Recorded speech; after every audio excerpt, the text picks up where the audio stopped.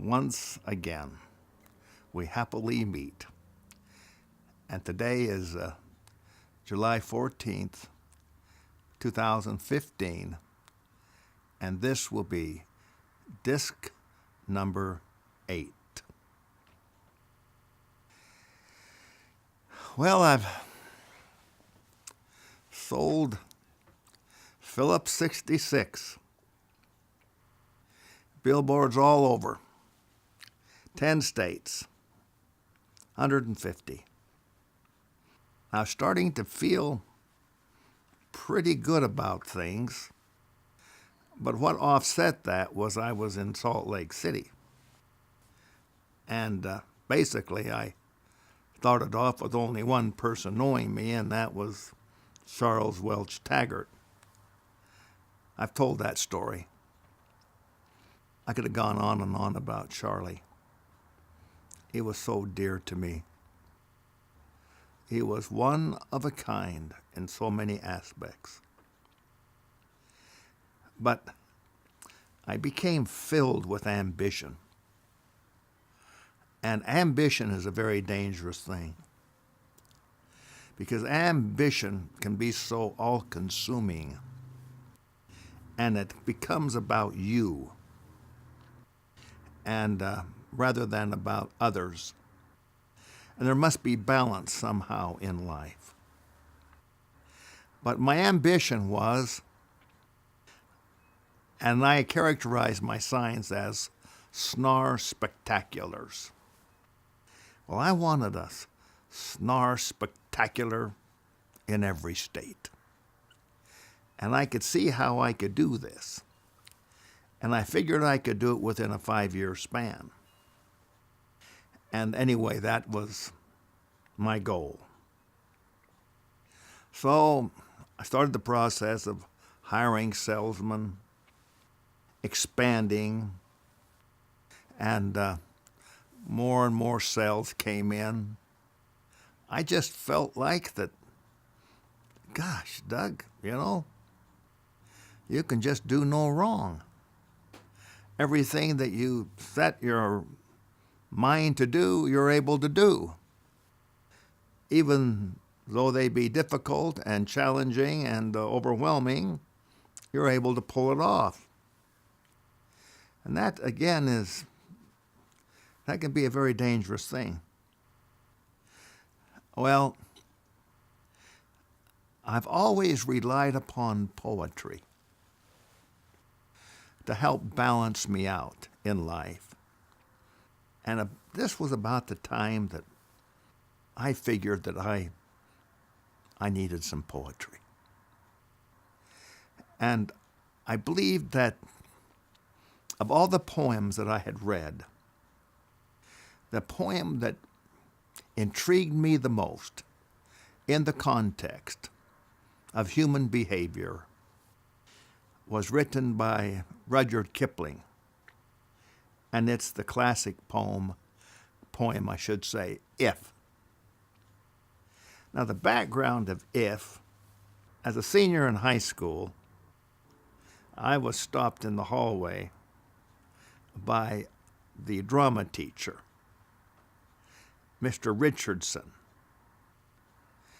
And he asked me that the next semester, or 2 semesters, that he wanted me to enroll in his class. He said, I believe I can help you overcome stuttering if you'll enroll in my class. And I thought that was wonderful. What have I got to lose? I wanted that more than anything, to overcome somehow, to deal with this impediment, stuttering in a positive manner. I wanted to get rid of it in all aspects, actually. So I enrolled. Well, he gave all of the kids an assignment, but my assignment was to memorize the poem If. And then he wanted me to quote that poem after, of course, I'd memorized it. He gave me plenty of time to memorize it. And each kid had a memorization of some kind, some prose, some poetry, whatever. Well, came my turn, and I couldn't do it. It just didn't come out. And I had to sit down defeated. Well, that added to the reduction of my faith in myself to deal with this impediment. Not substantially, but still significantly. Now, the poem has stayed with me all my life.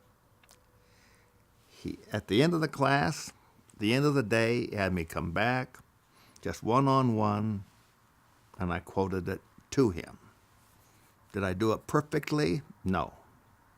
But I did it significantly better than I thought I could. And somehow there was this enigma of you've got the confidence that you can, but when the moment arrives, you freeze. And I think that's true in sports and all kinds of areas. That when that moment comes where you've got to deliver, you freeze. Well, I froze in the quotation of that poem. So now I was, 17? And today I'll be 81 in a month.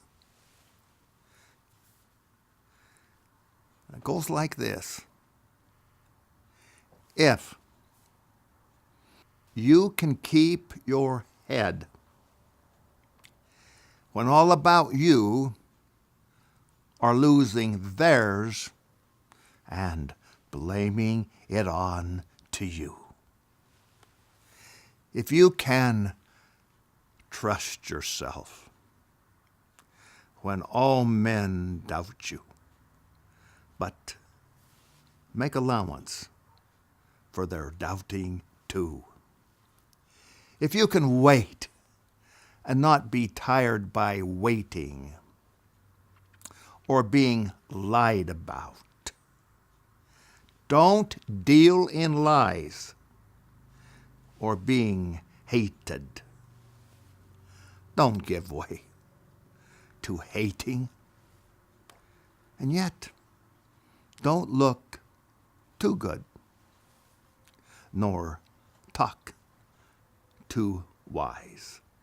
If you can dream and not make dreams your master, if you can think and not make thoughts your aim, if you can meet with triumph, and disaster, and treat those two impostors just the same, or bear to hear the truths you've spoken, twisted by knaves to make a trap for fools, or watch the things you gave your life to, broken, and stoop, and build 'em up with worn-out tools. If you can make one heap of all your winnings and risk it on one turn of pitch and toss, and lose,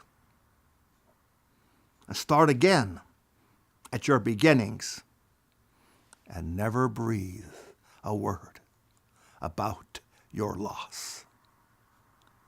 If you can force your heart and nerve and strength to serve you long after they are gone, and so hold on when there's nothing in you except the will which says to them, hold on. If you can talk with crowds and keep your virtue, or walk with kings, nor lose the common touch. If neither foes nor friends can hurt you, if all men count with you, but none too much. If you can fill the unforgiving minute with 60 seconds worth of distance run, why, yours is the earth and everything that's in it, and which is more, you'll be a man, my son. Well, years later, I wondered, where did that poem come from? How come Kipling wrote that poem? What was his motivation? And the reason I wanted to know was because years later, I had pretty much faced every one of those lines. Now that was yet to come in my life. After all this success, I was going to be put to the real test. And it wasn't going to be easy, nor pleasant, but yet it was going to be perhaps the crowning moments of my life, was what was lying ahead. Kipling found himself in the, let's say, the study or the den or the drawing room, whatever you want to call it. It's a huge, colossal room. All walls were just covered with books with 12-foot ceilings. Of Doubleday, the publisher of all of his American works, was Mr. Doubleday. And in some cases, also throughout the whole United Kingdom, as well as the British Empire. So this was a pretty important meeting for Kipling. And he'd meet with him periodically. And during this meeting, in came this little kid. And trailing right behind him were the maids to take care of him. And he was all dressed all properly, and he had a little shirt, and he had a little tie. He was probably around the age of 10. And Kipling looked at that little kid, the only son of Doubleday. And he saw that this little kid was spoiled rotten, with a silver spoon in his mouth. He'd never go through life or ever know a moment to be without. Everything would be at his command and at his wish. And he asked himself this question: what would it take for that little kid to grow up and face the realities of life? What are those realities of life? And that gave birth to Kipling taking the time, and I think inspired so, to compose the poem, If. And that's where it came from. Well, the little kid grew up. He didn't have any interest in books, nor the business Doubleday. It was too much of a worry, a hassle for him.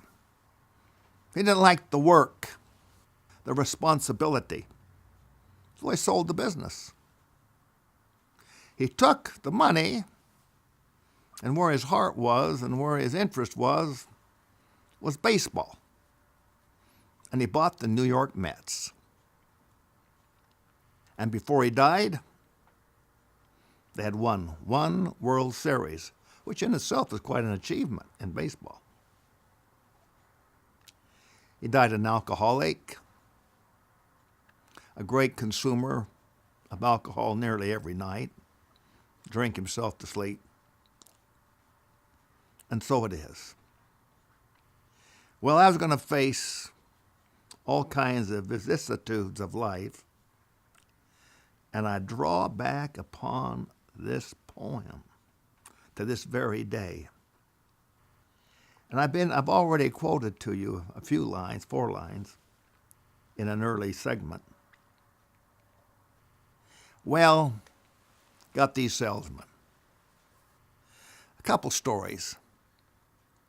One story, I had a kid come into my office. A kid, a young man my age, and had an office in Las Vegas, born and raised in Salt Lake City, a Hispanic. I liked the way he dressed. He just knew how to dress. And he was very impressive. And he said, I have an advertising agency in Las Vegas. He said, I'd like to work a deal with you.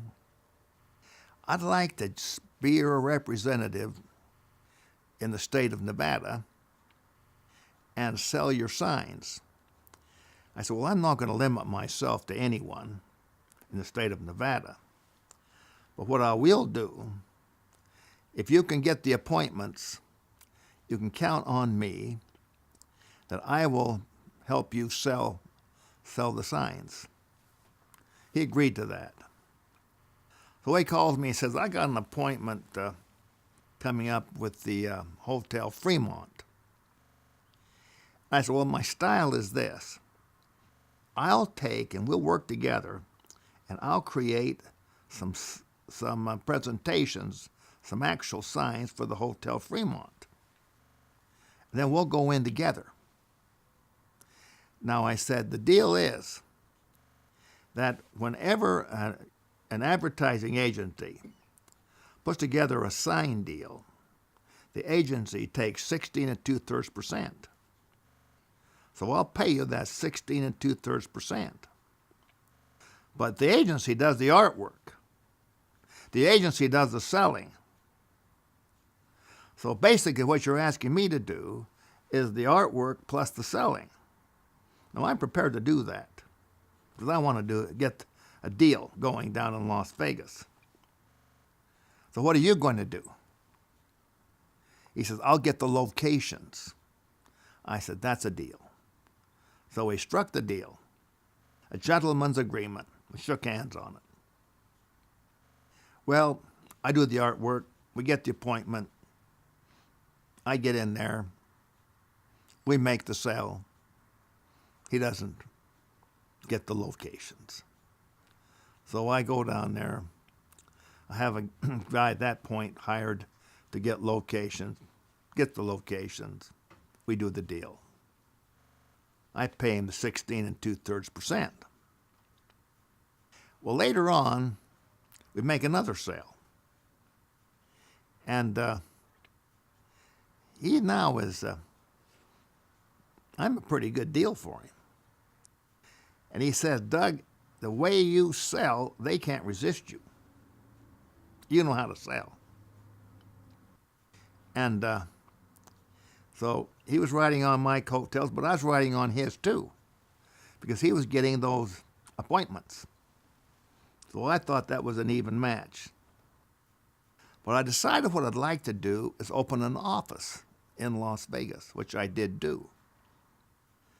Now, I'd hired a guy from Salt Lake City who had gotten his MBA from Harvard, from a very respected family here in town.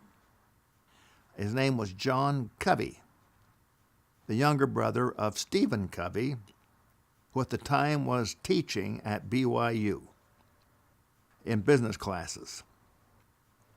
Well, I put John down there, He was there for about a year and a half. Well, one day, while John was still working for me, Mike comes into my office. His name is Michael Loyola. I really like Michael Loyola. And he says, I don't feel right about this Mr. Covey being down there, and you got an office in Las Vegas, and I think that this is unfair to me, and so therefore, if he makes a sale, then I feel that I should be paid also for that sale. So I said, so what, are you asking me that you want your 16 2/3% if John makes a sale? Yes. And then you want me to pay him also? Yes. He said, well, this is Las Vegas. I mean, you can charge more here than any place else, especially with the way you do your signs. They can take a higher price than anybody else. So I think it's only fair. I said, well, I don't quite feel right about this. I don't feel that it should be the full 16 2/3%, maybe some kind of a compromise there. He said no, he wouldn't give. And finally he said this to me. And if you don't do it my way, I'll destroy you in the state of Nevada. And what happened to me in that moment, it was like when I was in high school boxing. And the bell would ring.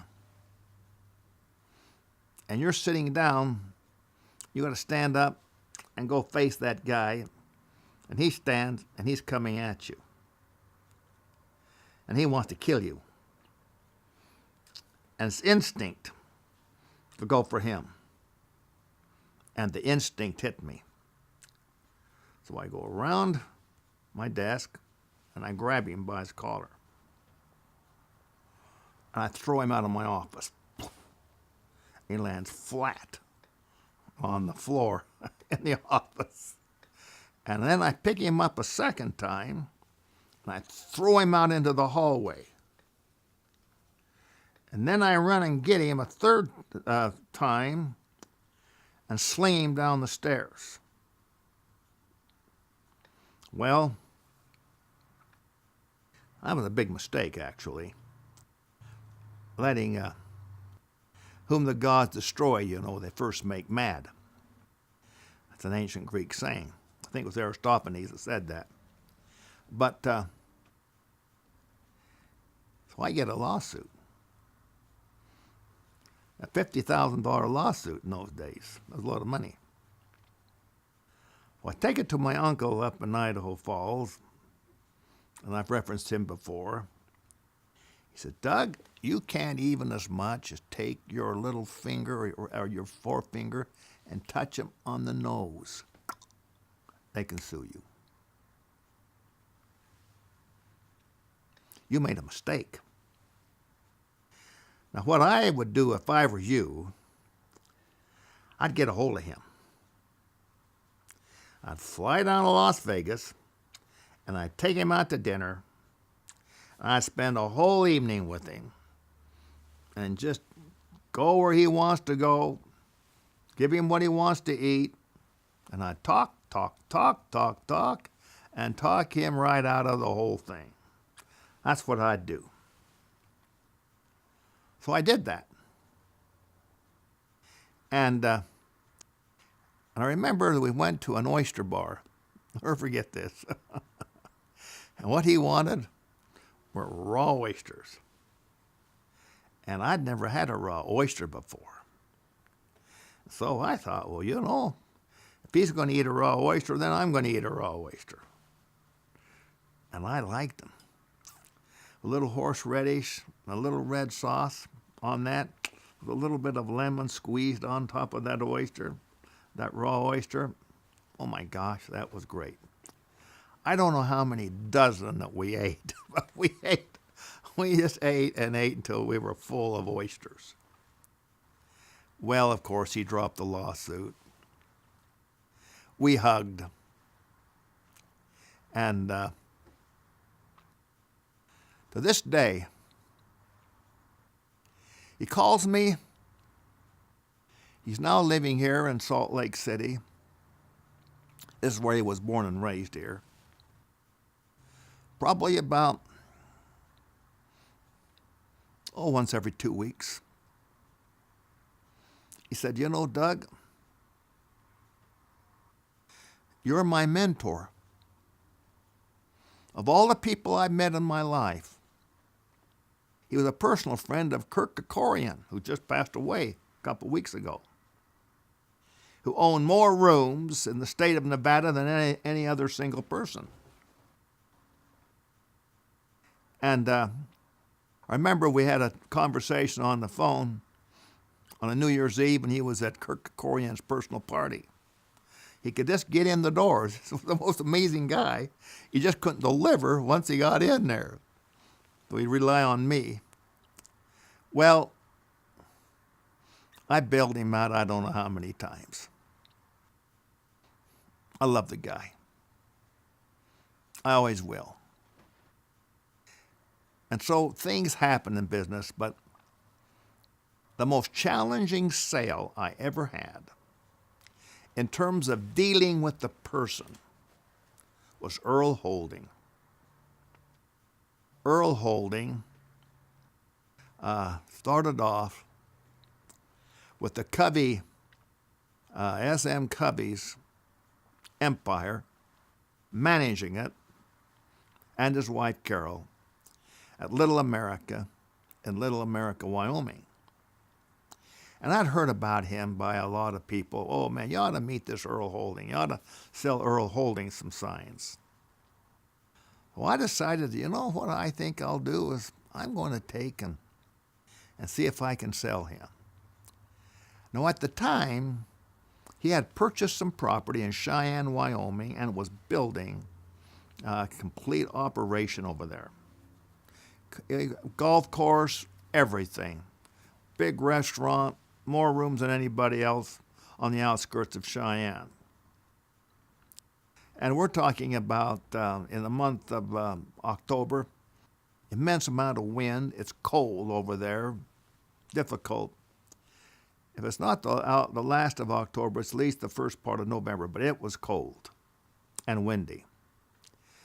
John Covey was working with me at the time, so we drove over, and I had my artwork.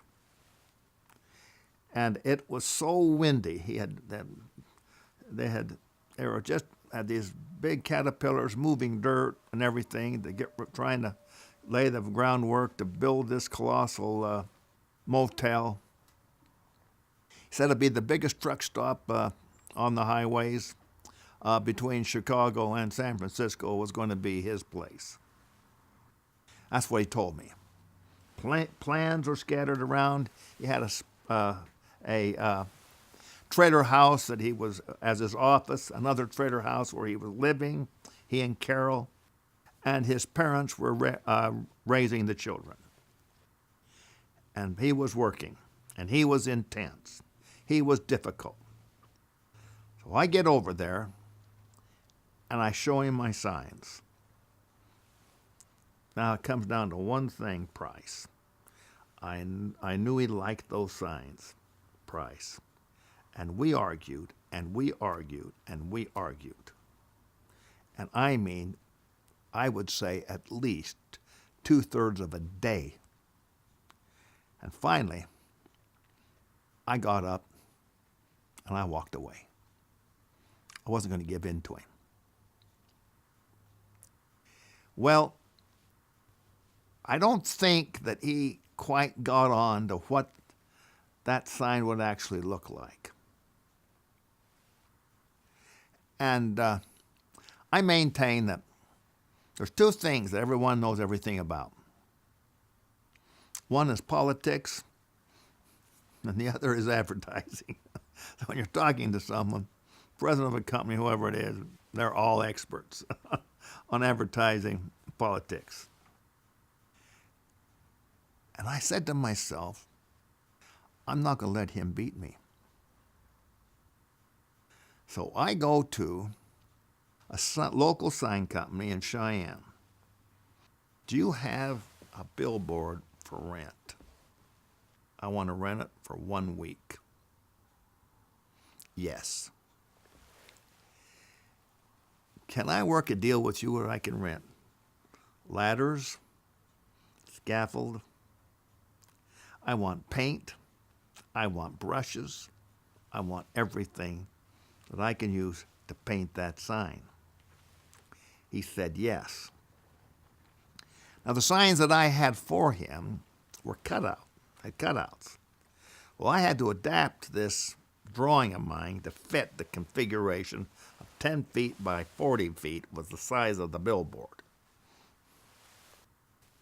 So I go and buy myself work boots, overalls, a work outfit because I was in a suit. We go out there. Now it's going to take 3 days. We've got to block out what's there. Then we're going to have to paint it. You got your undercoat, then you got your final coat. And I had the brushes that I had borrowed from him, the sign painter. We painted the sign. So I can just see John right now. He was just sitting there, just a shivering, standing there on that scaffold, just a shivering. It was cold. Sometimes you just got to have guts in life and measure up what it's going to take to get the doggone deal done. And so we got to paint it. I go back. Remember, the Earl had this great, big, beautiful Lincoln Continental. I thought, oh, what a beautiful car. Two-tone. And I had just bought me I'd bought me a Thunderbird. I bought the Thunderbird after I got this Phillips 66 sign, a contract done. I bought a Thunderbird. Boy, I liked that car. I thought that was wonderful. But it was much smaller than his Lincoln Continental. Knocked on his door. Said, Earl, I've not been to Salt Lake. I have not left Cheyenne. I got a sign out there that I painted and adapted to fit a 10 by 40. Now I can make it better when I put the cutouts on, but this will give you an idea. Let's go see it. In your Lincoln Continental. So he was rather taken by that. So we go out to see that sign. It's cold out there. We go past that sign and we turn around and we come on into Cheyenne and there it is. And I said, now you know I'm going to be able to do better than this, but this gives you a very good idea what I can do. I'm your man, Earl. Who else would do that? Name me one other sign company would do what I've just done for you. He said, well, I think you have me there. So from that deal, we built signs for Little America, both in Cheyenne and Little America, Wyoming, Nebraska, Colorado, all through Wyoming, Idaho, and Utah. Signs in 5 states. Years ago, Earl told me we had come together at a funeral. And it was Ken Knight, who worked for him for years and years and years.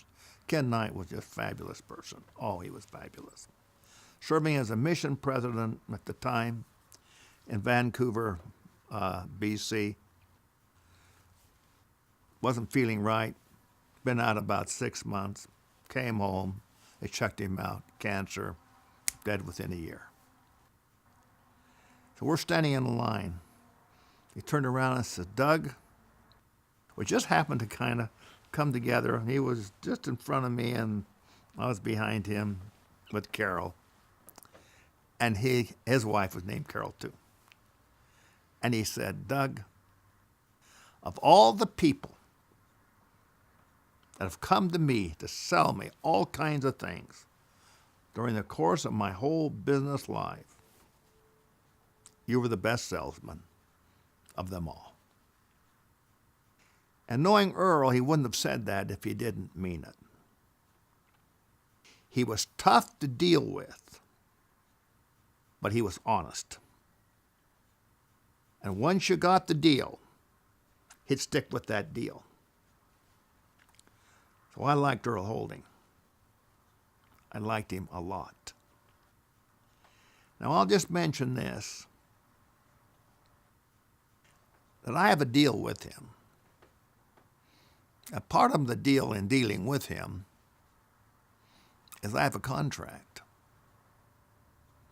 And that contract allows Carol and I to stay in any property that he owns free of charge as often and as long as we want to stay during the course of our life. So we've had some fun with that little piece of paper. I stayed in this hotel in San Diego, for example, in the president's room, which is half of a floor on the top, in downtown, right in the heart of San Diego, $2,700 a night. I was there for 2 weeks. I've stayed in various places like that. They always made available the best room, best place on the property. Sun Valley, various places. Well, I mention that story and little Michael Loyola to you to know that sometimes you've got to shift gears. You got to do what you got to do to make things right. Now, the one line in if you can meet with triumph and disaster and treat those two impostors just the same. And I go back to Adam and Eve. The Lord told Adam and Eve to multiply and replenish the earth. But then right after that, he says, and subdue it. For not to sit on this earth and just suck our thumbs. And we've got to do our best that whatever profession that we choose or work that we decide to go into, we have got to understand we've got to subdue it. Now, as I look back upon my career, I was shifting gears constantly.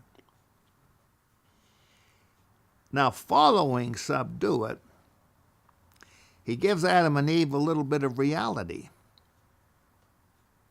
Yes, they got to multiply and replenish the earth. Yes, they've got to subdue it. But then he tells them this. In the sweat of thy face thou shalt eat bread until thou return unto the earth. So I'm 81. I'm still working. I made a vow to myself that I am going to work as long as I am able to work. Period. So I'm still at it. Well, what happened was in June of 1965, I was 29 years of age, and I said, Carol, we're going to take a 2-week vacation. We're going to just get out of here and away from signs, away from the pressure. We're going to take a vacation. We're going to go to Las Vegas for a few days. I'd never been to Palm Springs. I didn't even know where it was. And we're going to go over there and see what Palm Springs is all about. On the third day in Las Vegas, at the Sahara Hotel at that time, came down from the room and the newspaper stand. There was great big headlines across the front page. LBJ decides billboards are to come down. What does that mean? And in the article, it described that this bill that was going through Congress was going to be a birthday gift from Lyndon Baines Johnson, the President of the United States, to his wife, Lady Bird Johnson. And this piece of legislation was known as the Lady Bird Bill. Now, what happened was, this was in June when I saw the ad, or the headline, not the ad by any means. It was an article, obviously. Now, billboards consisted of two different types of highways. One is the interstate system, which is 47,000 miles. The second is the primary road system, which is 220,000 miles. Now, what is the primary road system? That is any system or any road where the federal government participated in any degree with federal funds in the building of that road was then added to the primary road system. So you take State Street, for example. State Street here in Salt Lake City, the federal government participated in the building of State Street in its final analysis, in its current configuration. They put money in there. So therefore, that's part of the primary road system. So I wanted to make that very, very clear to you. Now, the government, thanks to Everett Dirksen from the state of Illinois, when this bill was going through the Senate, because the original bill did not call for the recognition and the payment of just compensation for signs. So they're going to steal the signs. They're going to just take the signs. So Everett Dirksen got up there and offered an amendment to that bill, which basically said that the government would pay for all signs that came down. So the question then would become, well, how are they going to pay? What the basis of the payment? How do you determine value? And on you go. And will they really pay? But then it also said that any billboard built after the date that this bill was passed through Congress, any billboards built after that, they would not pay for. So it forced the sign companies to not keep building signs. Now, it also said that the payment schedule and the takedown would take place 4.5 years after that bill passed Congress, so that the sign company would have 4.5 years before the signs started to come down. Well, I get a call from the bank. Now, when I saw this headline in Las Vegas, I didn't go to Palm Springs. We turned around and we came right back home. I had 80 employees, roughly, and they were all waiting for me. What's going to happen? What's going to happen to us? What can we do? Now, I had about $1 million worth of backlog of signs to be built. And basically, I said, we can't build these signs. It's really kind of against the law. I will finish contracts that I am in the process of finishing. I will finish those out. That's it. And so I went down from 80 to 18. It was a very, very bitter and a painful time in my life. Hard to sleep. My hair was falling out. It was hell on earth. Well, I had all this mail piled up when I was gone, and I get this one letter from the bank. And the letter required that I pay off the note at the bank, which in today's money would be around $10 million in 30 days. So I phoned, arranged to meet with them. And I get up there in front of Tom Fry, with a number 2 man at the biggest bank in the state of Idaho. I had made the mistake of cramming all these other billboard contracts into the one bank. The big bank, Idaho First National, paid off other banks, paid them off, and they assumed all of the financing of my signs, except the Bank of Idaho and Harris Cliff. Now, I'm sitting there in front of Tom Fry, and he said, we're going to give you 90 days to pay this note off. We're going to extend it 60 days. And if you don't pay it off, we're going to take over your sign company. I said, why would you do that? Do you think you can run a sign company better than me? He said, well, you got a good point there. But that's our position right now. I said, we're still collecting money on these signs. Mr. Snarr, here's your balance sheet. The way your balance sheet reads right now, you're a rich person. You can easily handle this loan that we have got with you at this bank. But that was yesterday.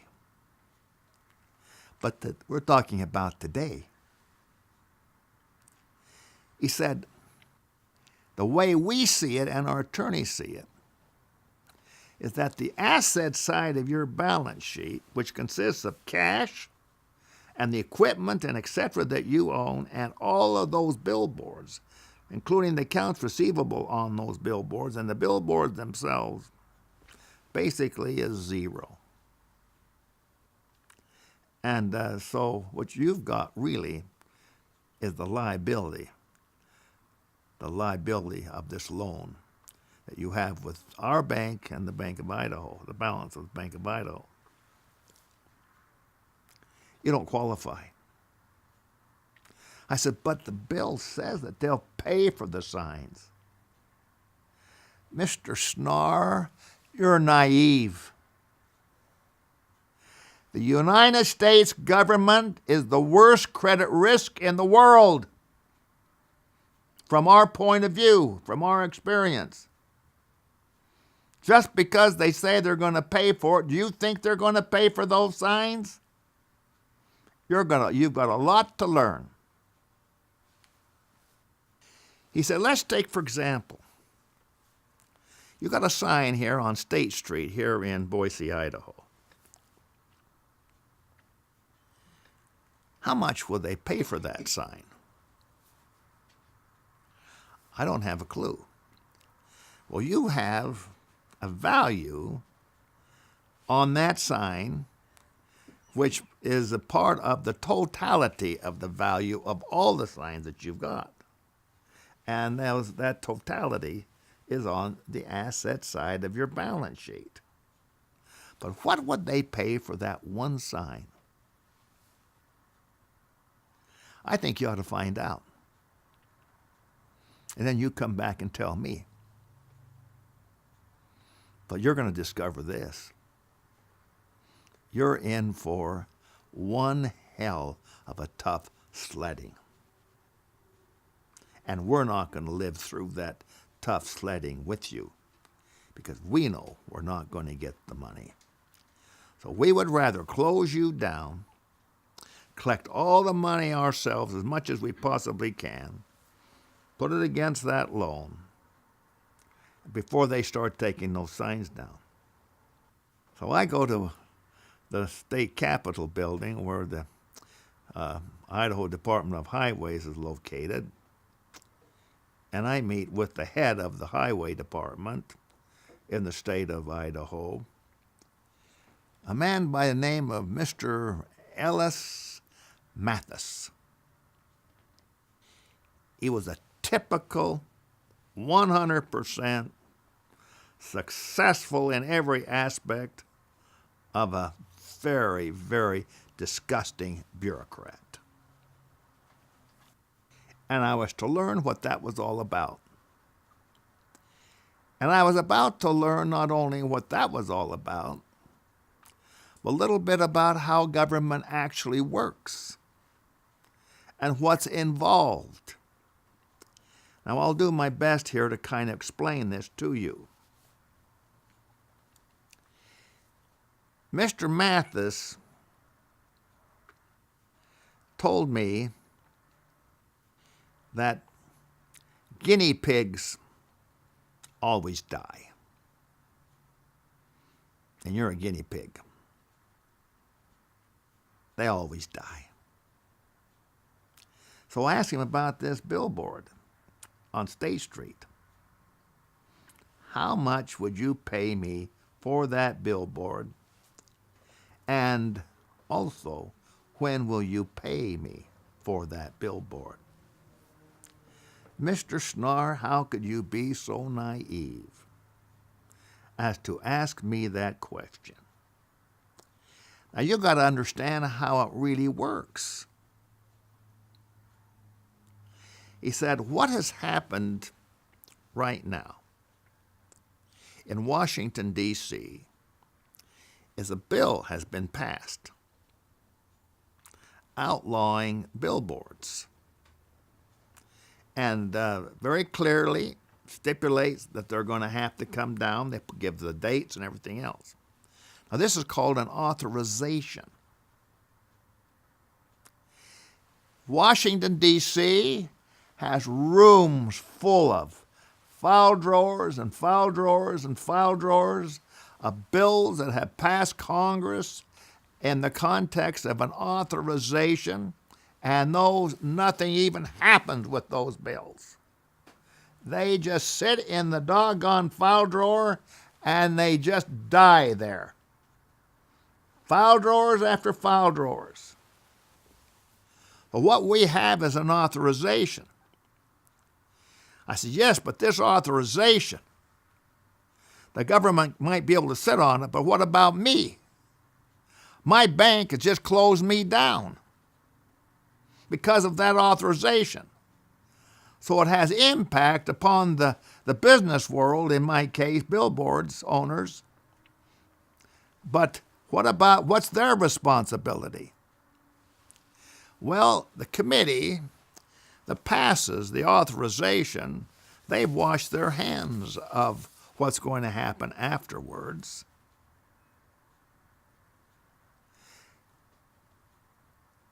And I was just starting to get sick.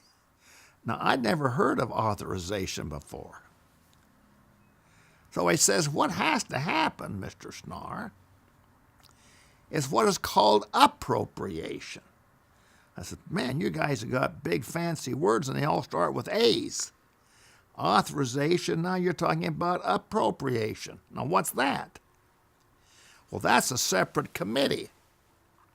And it has to pass not only the House, but it's got to pass the House, it's got to pass the Senate, it's got to be signed by the President of the United States. Now, the appropriation is where the money is put in place to pay for the signs. Well, what happens, I asked, if there is never an appropriation? He said, well, what'll probably in reality happen is that you're going to be out of business and the government isn't going to pay for any signs that you own. That's basically where you're sitting, Mr. Snarr. I was sick. I don't think I've ever been so sick in my life. So I went from sitting on top of the world to be flat on my back in the middle of that boxing ring. I said, well, then how do you get this authorization up to receive appropriation? How does that take place? He says, well, the people that's against this bill, they're gonna fight to kill it. They don't want any appropriation. I said, but I'm a little guy. He said, but the big guys can outlast you. So what they'll do is they'll just pick up what's left over and carry on. So the whole world of outdoor advertising will shrink dramatically to just a few big companies, and all the rest of you little guys, you're just going to be by the wayside.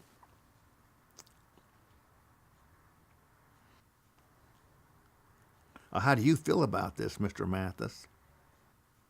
That's just the way life is. That's just the way life is, Mr. Snarr. What would you do if you were me? I remember asking him that question. What would you do if you were me? He said, I'd sell my company for the first guy that would buy it, regardless of the price, because something is better than nothing.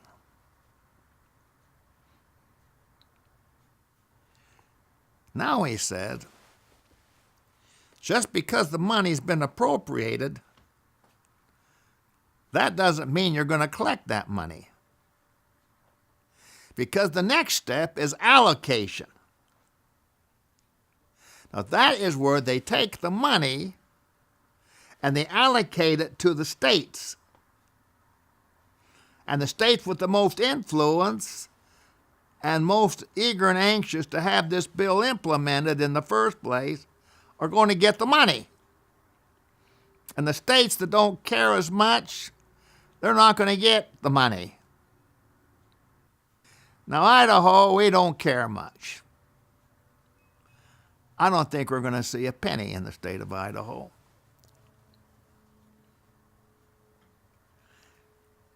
And so allocation goes to the states. Now I'm even getting more sick. Well, who determines how the money is to be allocated? Frankly, it's the Department of Transportation in Washington, D.C. And they have their games to play, and they have their favorites. And they go according to those that they like the best. It's called quid pro quo. The states that scratch their backs are the ones that they will scratch the backs of the states. You are really in trouble, Mr. Snarr. You're in deep trouble. Well, then what happens next? You just keep throwing these A's at me. What's the next A? I was being very sarcastic. What's the next A, knowing full well that there wasn't any more A's?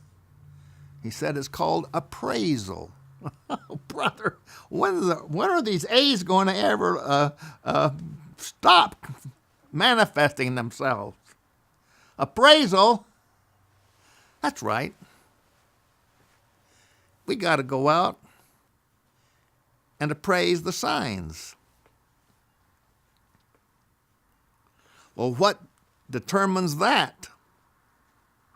Well, we have a department within the highway department here, and they have their means and ways and etc., and they'll determine what the value of the signs are going to be. Remember, I left him I could hardly keep from crying. I didn't cry in front of him, but I knew what it was to be sick. And I knew that this gargantuan albatross around my neck was so great that I could see no way that I could possibly defeat them. How could I? I just had the bank chop me off. They're not going to advance any more funds. And they're taking all the money that's coming in off the signs to hope get that loan down. And I've got operating costs, and I got a whack like that.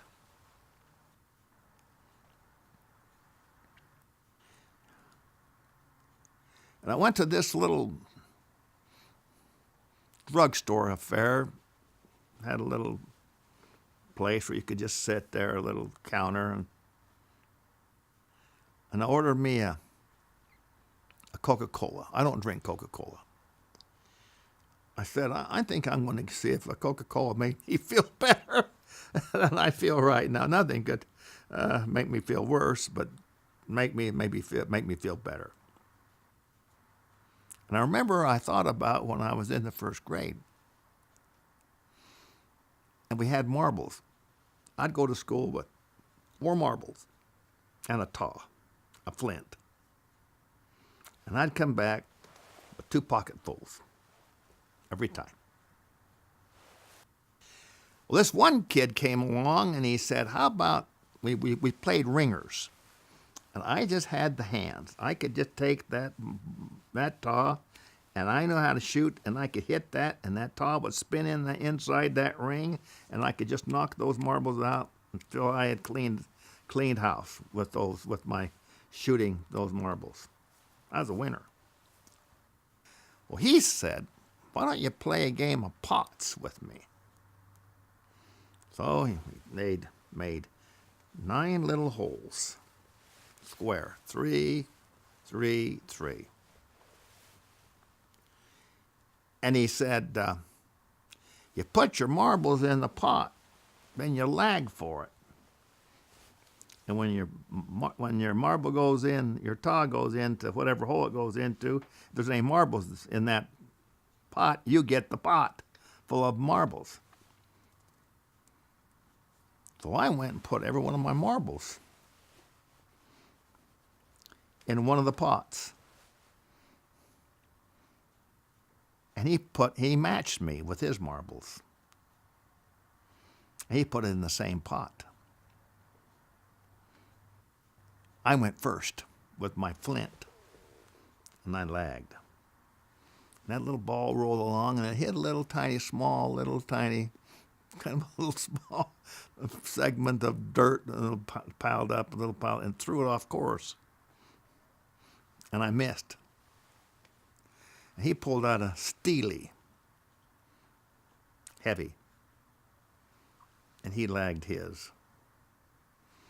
And the little infractions along the way didn't throw that steely off course. It landed in the pot. He got them all. I learned a lot then. I said, that's just what's happened to me. I had all these marbles in this pot on one lag. I got nothing. On paper, and with that bank, I'm finished. I got nothing. Well, I go back to the bank, to Mr. Fry. I've done my homework. If I were you, I'd have done the same thing you did. Because you got to protect the bank. And I respect you for it. But I think that you got to protect me because in so doing, I protect you. Because I can run a sign company better than you. I've already told you that. I am prepared to fly back to Boise every month and give you a report as to what's going on. Now, the law also specified that by June of 1970, that each state would be visited by the Department of Highways, and the law would be explained to each Department of Highways in a meeting with all the sign companies within that state invited to that meeting. So I was waiting for that moment. The most amazing thing was this. The first meeting held in the United States was in Salt Lake City. And so we, here in Utah, were all there. And I was all ears. And I can just see him now. Those consummate bureaucrats, with all their answers, knowing full well that a lot of what you were listening to was sheer baloney. To get through with the meeting, get out of there, they just wanted, it was very uncomfortable for them. It was all bad news for the sign companies. The state didn't know quite how to take it all and how to react. They were kind of, it all depended upon the state whether they were for or against. We couldn't tell here in Utah what it was. But I knew one thing, that I was starting to feel this resolve that is mentioned in If. If you can force your heart and nerve and sinew to serve their turn long after they are gone, and so hold on when there's nothing in you except the will which says to them, hold on. I was starting to get a glimpse of what that and those words really meant. But it was hard. It was hard to hold on because I didn't know what to hold on to. What could I rely upon? I couldn't go anywhere and get any answers. But in this meeting, I was impressed by the look of one man. His name was Henry C. Helland. Now, he was the equivalent in Utah to what Ellis Mathis was in Idaho. He was the number one man over the Department of Transportation, let's say, in Utah. They didn't call it that way in those days. It was just roads. The head of the Department of Roads and Transportation. But anyway, he was the head man. Now, I went to his office afterwards, and I said, would you educate me on what really happened in this meeting? Would you be so kind as to use words that I would understand and not all this Washington, D.C.'ese that they were speaking in? I just want to understand where I stand and what's going on. He says, well, I can't imagine your situation being worse than it is. But if I were you, I wouldn't give up. Well, what am I going to hang on to? What is it that I have a chance to somehow come out of this? How can I get out of it? He said, well, in Utah, we really don't have any say. We're at the mercy of the Federal Highway Administration. And they are in constant contact with Congress. And the President of the United States has made a birthday present gift to his wife, Lady Bird, that the billboards across America are going to come down. And he is probably the most effective legislator who became a president in the history of the United States. So he knows how to work Congress, and he is a very strong, powerful president. You really are in bad shape. Then I asked him, what would you do if you were me? He said, I think I could advise you in this way. I would hold on. I wouldn't give up yet. Maybe there might be something that might happen. But he said, I must be honest with you. The odds are strongly against you. Will they pay me for my signs? He said, well, I can't answer that because I just don't know. Now here's what happened. During this time, the Department of Transportation was formed and organized. Prior to that, it was called the Bureau of Public Roads. Then the Department of Transportation became a cabinet seat, where the head of the Department of Transportation would be part of the President's cabinet and would meet when they would hold their meetings. Now with Eisenhower, they met every month, right on time. Nixon, they didn't meet, hardly at all. And Obama, he has, they don't meet at all. It's a joke. He has czars. He has czars who is between himself and them to tell them what to do. And they're all extreme left-wing socialists, every one of them, these czars. That's where we're at today. Well, what happened was they formed this Department of Transportation. And so Allen S. Boyd, who was the first Secretary of Transportation when it was first organized, went up and reported to Congress, introduced himself, and then meetings were held. And one of the hot topics was the Highway Beautification Act.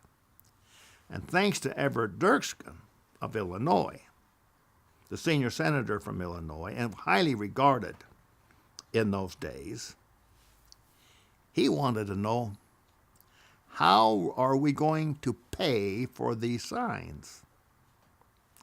And how much is it going to cost the government? And this was the classical answer, right here. He said, well, we have decided that the sign owners can keep their signs for about 4.5 years.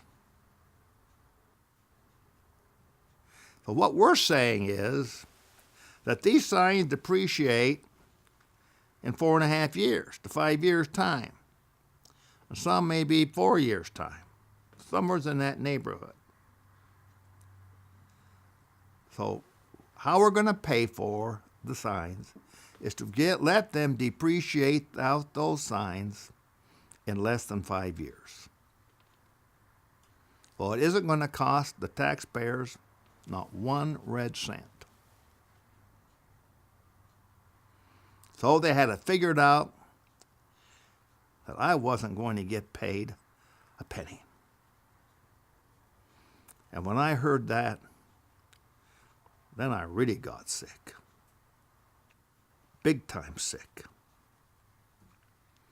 Because my net worth was zero. And that's what I've always said. I've been on the bottom looking down 3 times in my life. This was the second time. On the bottom looking down. There was just no way I could go. Now, John Farr over here, if he runs into a difficulty, he's still got himself in his business. I didn't even have that. I didn't have a business. My business was outlawed by a federal mandate. So, anyway, the miracle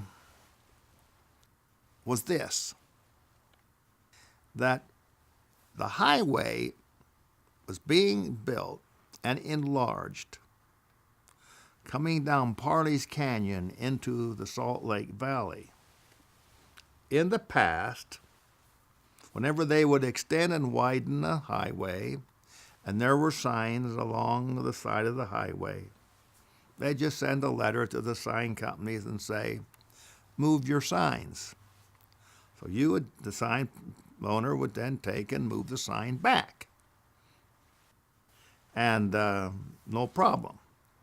And there was never any money involved or anything. So I get this letter. As a matter of course, shortly thereafter, that they're building this highway, and I have 7 signs. They asked me to move and those 7 signs because they were inhibiting the building of that freeway, to enlarge that freeway coming down into the valley. And I said, I'm not going to move those signs. I'm not going to move one sign. The position I took is I can't move those signs. It's an illegal act to move those signs. If I move those signs, I'll never be paid, even if they do decide to pay on some basis for those signs. I'm not going to move those signs. So I go up and I see Mr. Henry Helland. Now, Mr. Henry Helland, of all the bureaucrats that I have met, and they just go into the dozens and dozens, I have met bureaucrats in 13 western states, because I had to deal with 13 western states. Now, to give you a better understanding of how that federal law worked, the federal law was not between the federal government and the sign company. The federal law was between the federal government and the state. The state then had to pass a compliance law pursuant to the federal law. So that was yet to happen. The states had to get their compliance laws passed. So then to add to all these A's, I can just say that there's got to be another, I don't know what to call it. I don't have an A in the top of my head, and I don't know if there ever was one. But there's got to be some type of conformity with the state, with the federal government. What the federal government says, if you don't pass a state law pursuant to the federal law, we will hold back 10% of the funding of highways and all federal projects under the Department of Transportation will be held back from the state. So now they take a club and they hit the state over the head to get the state to do what they want the state to do. So the state's at the mercy of the federal government. That even makes it worse. Yet I got to deal with the states. So I go to Mr. Helland. Mr. Helland, here's a letter that I got from your department of highways here in the state of Utah, telling me to move these 7 signs. I'm not going to move those 7 signs. No way in the world will I move those 7 signs. You'd have to shoot me first. I'm not going to move them. But legally, I maintain that you cannot force me to move those signs unless you do the following. You appraise those signs, and you pay me just compensation for those signs. Well, we've never paid just compensation for a sign. Never in the history of Utah have we paid for a sign. We've never appraised a sign in the state of Utah. Well, Mr. Helland, there's always a first time for everything. I guess I'm going to be the first guy on the list. He said, tell you the truth, Mr. Snarr, I can't make that decision. That decision will be made by the Attorney General. So he calls the Attorney General. His name was Vern Romney. I didn't know Vernon Romney I never heard of the name hardly. I wasn't at all involved in government on either state level or federal level on any basis. I was selling and building billboards. That was what I was about. And the designing of them, that was me. I said, you know what, Doug? You better go over there and introduce yourself to Vernon Romney, because Henry Helland's going to ask him, what's the legal decision? Do we appraise his 7 signs and pay him, or do we not? So I go over and I introduce myself to Vernon Romney. Well, I'm a blessed man, because he was decent. He was smart, really smart, and he was confident in his legal ability.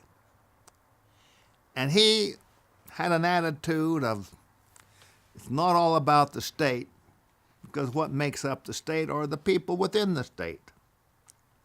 So his attitude was, I got to take care of the complete mixture of both the population as well as those involved. So I went through the details. I gave him history of my story, how I got started. I told him a lot of the things I've been talking about here in the past on these DVDs. He writes an opinion. Mr. Snarr is right. You must respect and honor his personal property rights in this state, both under state law as well as federal law. Appraise those signs and pay him just compensation for those signs.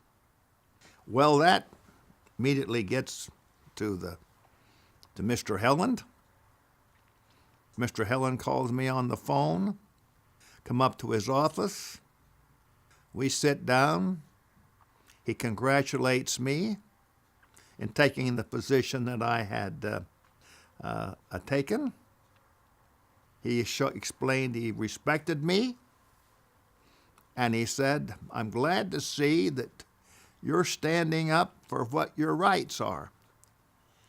This could be the beginning of a long journey where maybe you might have a chance, as slim as it might be, to force the federal and state governments in all these states that you've got signs in, that they got to pay just compensation for those signs. And this state here will be the example. This will set the precedence. This will determine in great measure, the potential is there anyway, to influence all other states. So we're going to appraise these signs. And we've got to make sure we appraise them accurately and properly in all aspects. Because we're going to be criticized and we're going to be looked upon, and other states are going to want to know how we arrived at the values, and on it goes, Mr. Snarr. This is serious business. But my attitude is, as the head of this department, that I want to treat you like you would treat me if it were reversed. And you were in my position, and I was in yours. This was a real man's man. This was really a man, a rare man. I can't praise him high enough to the high heavens. Well, they have an appraisal department. And he wanted to know of the man in charge of that appraisal department who all those appraisers were. And so he interjected himself and put himself down, not in a condescending fashion, but in a positive fashion. Who is the right man, the right appraiser, who's going to do the homework, he's going to do the detail, he's going to do it right, and because he's going to be criticized, he is going to be torn apart, and he's got to nail this thing. And he's got to understand the appraisal process, and he's got to be smart. And so the day came with a knock on my door. And in walks a guy about 6'4". Me, I'm 5'10". Introduces himself as Jack Francis. He not only is one of these kind of guys that was just handsome. He was a good-looking guy. And I thought to myself, how come a guy could be so handsome, so good-looking, working in an appraisal department at the University of Utah?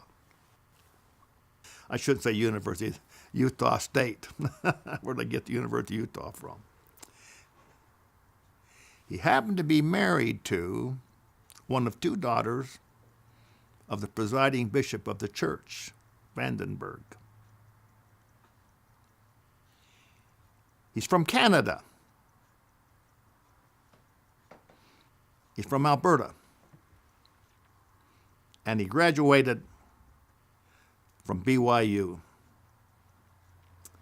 So I know he's honest, returned missionary, and the son-in-law, I think it's John Vandenberg is his name, John, Bishop John Vandenberg.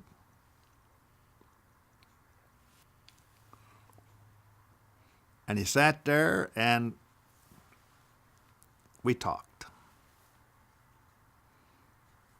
Tell me about yourself, Mr. Snarr. Tell me about yourself, Mr. Francis. And so it began. That man, one of the 5 most important men that I've ever met in my life.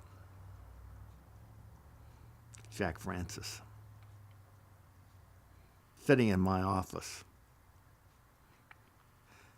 Not knowing where it's going to go and what's going to happen. But an opportunity is there. Opportunity is what is called favorable timing. I want to quote a poem. I hope I can finish it. One pearly day in early May, I strolled upon the sands and saw, about a half a mile away, a man with a gun in hand. A dog was cowering to his will, as slow he sought to creep upon a dozen ducks, so still they seemed to be asleep. When like a streak the dog dashed out, the ducks flushed up in flight. The man gave a savage shout and cursed and yelled with all his might. And then as I stood somewhat amazed and gazed with my eyes agog, in bitter rage his gun he raised and blazed and shot the dog. You know how dogs can yelp in pain? Its blood soaked in the sand. And yet it crawled to him again and tried to lick his hand. Forgive me, Lord, for what I've done. It seemed as if it said. But once again, he raised his gun. This time, he shot the poor dog dead. Gosh, what could I do? What could I say? 'Twas such a lonely place. Tongue-tied, I saw him stride away. I never saw his face. I know I should have done something. A yellow dog he slew. But worse than that, he proved beyond a doubt that I was yellow too. But no one is going to ever call me yellow. And that became my resolute and firm position at that time, sitting in front of Jack Francis.